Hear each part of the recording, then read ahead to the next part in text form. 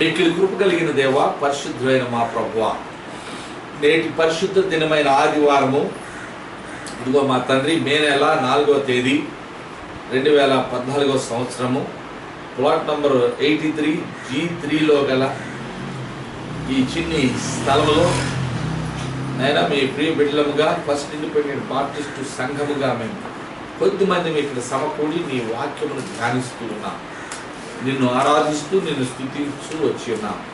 ఇదిగో మా పరమ తండ్రి, నీవు ఇచ్చిన ఈ పరిశుద్ధ లేఖనము మేము ధ్యానించనై ఉంటుండగా నీ ఆత్మచేత వీటిని మాకు బోధించి ఈ వాక్య సత్యములను మేము గ్రహించుకుని ఆత్మీయ సంగతులు మా జీవితంలోకి అన్వయించుకొని నీకు ప్రీతికరమైన సేవ చేయుటకును, నీలో ఎదుగుటకును, ఫలించుటకును కావలసినటువంటి అనుకూల ఆత్మీయ వాతావరణం మాకు అనుగ్రహించి మీరు కృపచేత మమ్మల్ని నింపి బలపరిచి స్థిరపరచమని, ఏ వాక్యం వృధా పోకుండా నాయన ఫలించే నేలలో, చదును చేయబడిన నేలలో మా హృదయంలో దీన్ని ఫలింప చేయమని పరిశుద్ధాత్మ ద్వారా మీరు నాయన దీన్ని మాలో నాయన ఫలింపచేసి నీరు కట్టి ఇది దినదినము వర్ధిల్లి మా ఆత్మీయ క్షేమాభివృద్ధికి ప్రయోజనకరం అవునట్లు సహాయం చేయండి. నీ ప్రియ బిడ్డలను నీ ఆత్మచేత ఐక్యపరచు, నీవే మాట్లాడి మహిమ నీ దీనదాసుని శిలువ చాటు మరుగుపరిచి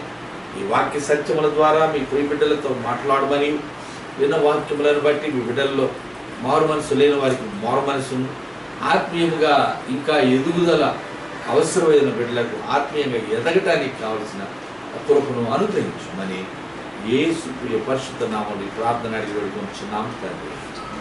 ఆమేన్. ఆమేన్. మిక్కిలి ప్రియులారా, చదువుబడినటువంటి పరిశుద్ధ లేఖన భాగంలో దేవుడు తన ప్రియ బిడ్డలమైన మనతో మాట్లాడుచున్నాడు. ఆనాడు హెబ్రీయులకు మరి రాయబడినటువంటి ఈ పత్రిక, ఇది చాలా ప్రత్యేకమైనటువంటి ఒక పత్రిక. ఈ పత్రిక ద్వారా ప్రభు అయిన యేసుక్రీస్తు యొక్క ప్రాధాన్యత, ఆయన యొక్క శ్రేష్టత్వం, హెబ్రీయులలో అందరికంటే ఆయనే శ్రేష్ఠుడని, ఆయన వచ్చి తాను చేయవలసిన పని చేసి మన నిమిత్తము కార్యసిద్ధి కలుగజేసి మనలను ప్రయోజకులుగా చేసి ఉన్నాడని, తన విధేయత ద్వారా తాను అనేకమైన విషయాలు నేర్చుకొని ఉన్నాడని, శరీరధారి అయిన దినములలో మహారోదనంతోనూ కన్నీళ్లతోనూ తాను మరణము నుండి రక్షింపగల వారికి ప్రార్థనలను యాచనలను సమర్పించి భయభక్తులు కలిగి ఉన్నందున ఆయన అంగీకరింపబడెను అని మన ప్రభువైన యేసుక్రీస్తు యొక్క మహా గొప్ప మాదిరిని ఈ పరిశుద్ధ పౌలు గారు ఈ పత్రిక ద్వారా మనకు తెలియజేస్తూ ఉన్నారు. యేసుక్రీస్తు ప్రభువు ఆయన మహోన్నతుడైన దేవుడై ఉన్నను, వాక్య రూపంలో ఉన్న వాక్యం శరీరధారి అయి మనుష్య కుమారుడిగా మన మధ్యలో కృపా సత్య సంపూర్ణుడిగా నివసించి ఉన్నాడనే విషయాన్ని మనకు తెలియచేస్తూ ఉన్నప్పటికీ, కృపా సత్య సంపూర్ణుడుగా ఉన్న ప్రభువు శరీరధారి అయిన దినములలో మహారోదనముతోనూ, మనం ఒకసారి ఆలోచించినట్లయితే పిల్లారా, ఆయన ఎంతో గొప్ప వేదనతో, దుఃఖముతో, కన్నీళ్లతో తన్ను మరణము నుండి, శరీర మరణము నుండి రక్షింపగలవాడైన దేవునికి ప్రార్థనలను యాచనలను సమర్పించి భయభక్తులు కలిగి ఉన్నందున ఆయన అంగీకరింపబడెను అనే సంగతిని మనం చూస్తూ ఉంటున్నాం.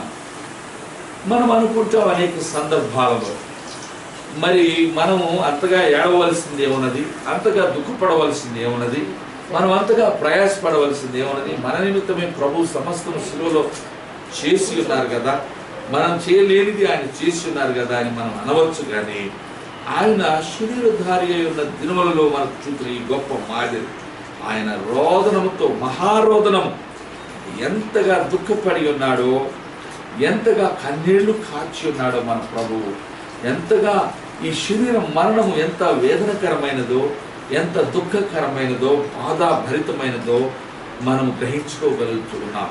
మన ప్రభువే శరీరధారి అయి ఉన్నప్పుడు ఈ మరణము నుండి తను రక్షించగలిగిన వాడు ఆయన పరమ తండ్రికి యాచనలను, ప్రార్థనలను సమర్పించి, ఆయన తాను దేవుడై ఉన్నప్పటికీ శరీర రీతిగా వచ్చి మనుషులకు ప్రతినిధిగా మాలిన్యముతో కూడిన మర్త్య దేహము తాను ధరించి ఉన్న కారణమున ఈ మరణ తుల్యమైన ఈ శరీరము ఎలాగున శ్రమలకు యాతనలకు గురి చేయబడుతుందో అనే విషయాన్ని మరి ప్రభు అయిన యేసుక్రీస్తు యొక్క మరణము నుండి తనను తప్పించగలిగిన వాడైన దేవునికి ఎలాగున భయభక్తులు కలిగి మరి ఈ విధమైన మరి జీవితాన్ని జీవించి ఉన్నాడు అనేది, ఆయన ఏ రీతిగా అంగీకరింపబడ్డాడో మనం చూస్తూ ఉన్నాం. ఒకవేళ ఆయన ఇవన్నీ చేసి ఉండకపోయినట్లయితే అంగీకరింపబడేవాడా అంటే పూర్ణమైన విధేయత కలిగిన ప్రభువు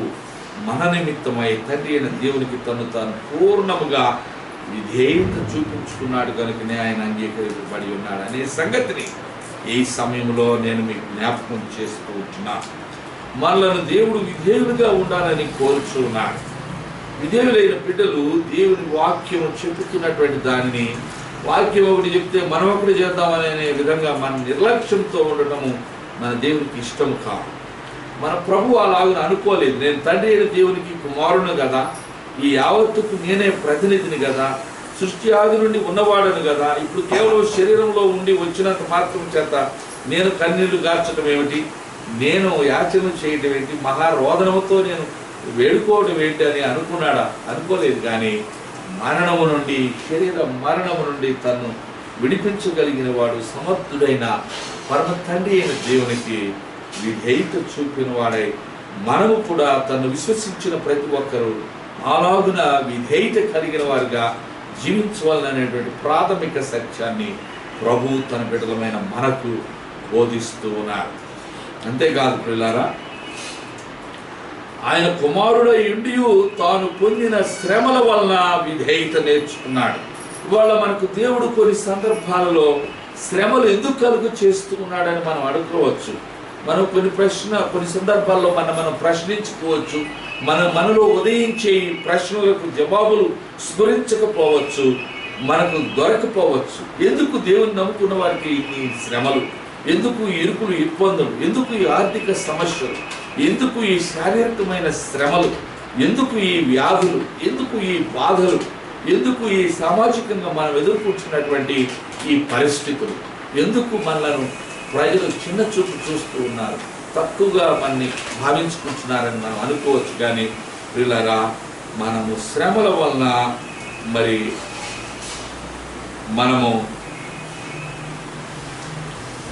తాను పొందిన శ్రమల వలన విధేయత నేర్చుకున్న ప్రభువు ఎలాగున శ్రమల వలన విధేయత నేర్చుకొని, శ్రమలు కలిగినప్పుడే ఒక వ్యక్తి విధేయత అనే దానిలో, వినయములో, సాత్వికములో ఒక అడుగు ముందుకు వెళ్ళగలరు.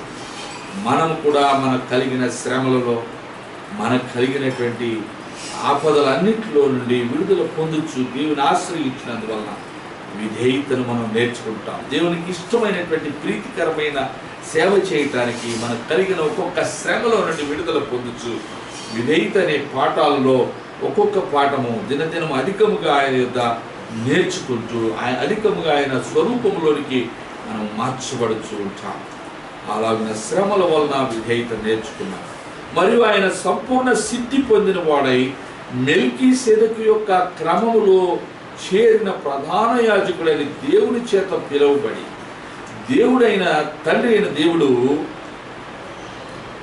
అందరిపైన ఉన్నవాడైన పరమ తండ్రి అయిన దేవుడు తన కుమారుడైన యేసుక్రీస్తు ప్రభు వారిని ఏమని పిలిచినాడు? మెల్కీసెదెకు యొక్క క్రమములో చేరిన ప్రధాన యాజకుడని ఆయన తన కుమారుని పిలిచి ఉన్నారు. తనకు విధేయులైన వారికి అందరికీ ఆయన నిత్య రక్షణకు కారకుడైనాడు.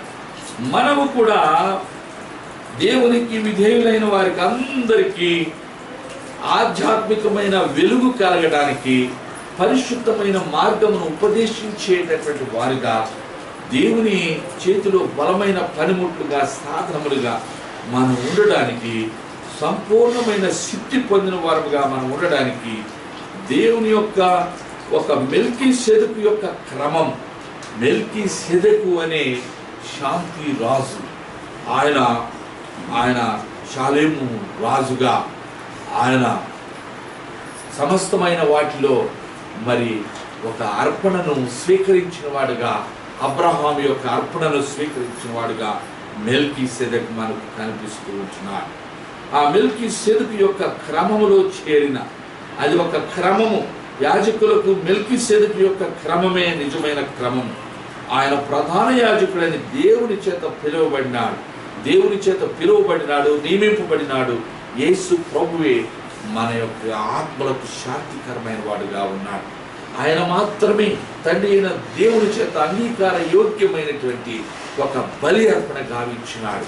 ఆయన మాత్రమే సంపూర్ణ సిద్ధి పొందినవాడుగా ఉన్నాడు.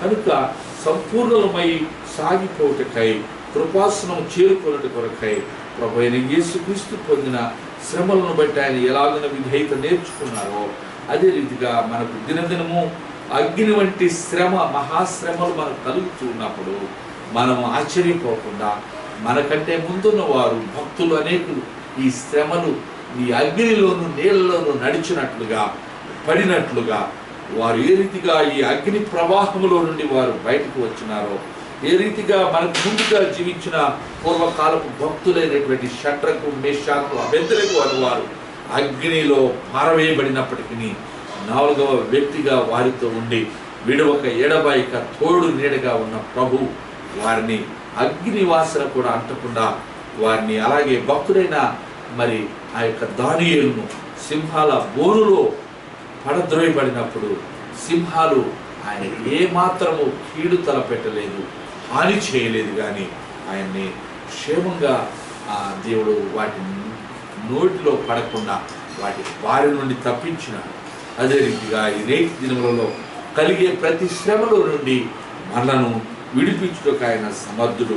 ఎందుకంటే మన ప్రభు అయిన యేసుక్రీస్తు వారు సంపూర్ణమైన సిద్ధి పొందిన వారై మెల్కీసెదెకు యొక్క క్రమములో చేరిన ప్రధాన యాజకుడని దేవుని చేత పిలువబడి ఉన్నాడు. ఆయన ప్రధాన యాజకుడు గనుక అతి పరిశుద్ధ స్థలములో ప్రవేశించి మనందరి పాపములకు ఒక్కసారే ఆయన ప్రాయశ్చిత్తం చేసిన వాడుగా ఉంటూ ఉన్నాడు. మన రక్తమును చిందించడం ద్వారా దేవునికి ప్రీతికరమైనటువంటి అర్పణ చేసి మనందరినీ పాపపు డాగులు మచ్చలలో నుండి మరి సంపూర్ణమైన శుద్ధి పొందిన వారుగా, పరిశుద్ధుడైన దేవుని దృష్టిలో ఎంతమాత్రము మాలిన్యము లేని వారిగా ఉంచుట కొరకాయి తన రక్తముని మన నిమిత్తం అర్పించి ప్రేమ యొక్క పరిపూర్ణతను చాటి చెప్పిన ఆ ప్రభు అయిన యేసు సంపూర్ణ సిద్ధి పొందిన వాడుగా ఉంటున్నాడు. కాబట్టి ప్రియమైన దేవుని బిడ్డలారా, తనకు విధేయులైన వారికి అందరికీ ఆయన నిత్య రక్షణకు కారకుడైనాడు.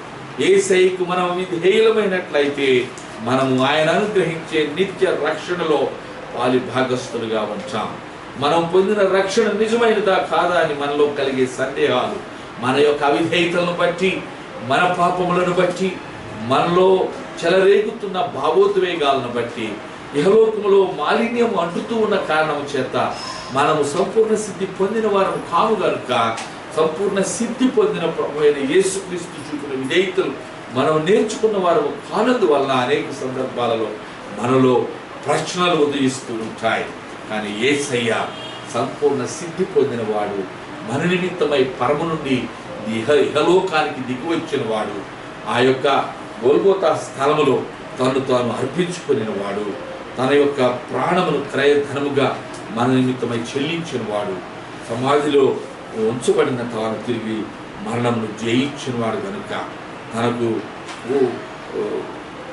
తనకు విధేయులైన వారికి అందరికీ, అనగా తన వాక్యమునకు విధేయులైన వారికి అందరికీ నిత్య రక్షణకు ఆయన కారణభూతులుగా ఉంచున్నాడు. యేసయ్యకు విధేయత కావాలి, యేసయ్యకు వినయ సంపన్నులు కావాలి. వినయ మనస్కుడు ఘనత నొందును, వినయము కలిగిన వాని వినయముతో విధేయతతో నడుచుకుంటాడు. నాశనమునకు ముందు ఏమి నడుస్తుందంట? గర్వము నడుస్తుంది. పడిపోవుటకు ముందు అహంకారమైన మనస్సు నడుస్తూ ఉంటుంది. కానీ మనం అహంకార స్వభావమును విడిచిపెట్టాము. తండ్రి అయిన దేవునికి, ఆయన కుమారుడైన క్రీస్తు ఏ రీతిగా విధేయత చూపి ఉన్నాడో అట్టి విధేయత మనము కూడా నేర్చుకున్న వారమై మరి యేసుక్రీస్తు ప్రభు యొక్క సంపూర్ణ సిద్ధి మనము కూడా ఆయన ఏ రీతిగా యాచనలు, మహారోదనతో శ్రమలలో ఇబ్బందులలో ఉండి తండ్రి అయిన దేవుని ఆశ్రయించి ఎలాగున ఆయనకు ప్రీతికరమైన సేవ జరిగించి ప్రధాన యాజకుడని తండ్రి అయిన దేవుని చేత మరి గుర్తించబడి ఉన్నాడు. ఈ రోజున మనం కూడా అట్టి గుర్తింపు మన ప్రభువును బట్టి తండ్రి అయిన దేవుని వలన మనం గుర్తింపు పొందేవారముగా మనం ఉంటాం. అయితే పిల్లలు ఇక్కడ మనం గమనించవలసిన విషయము, మరి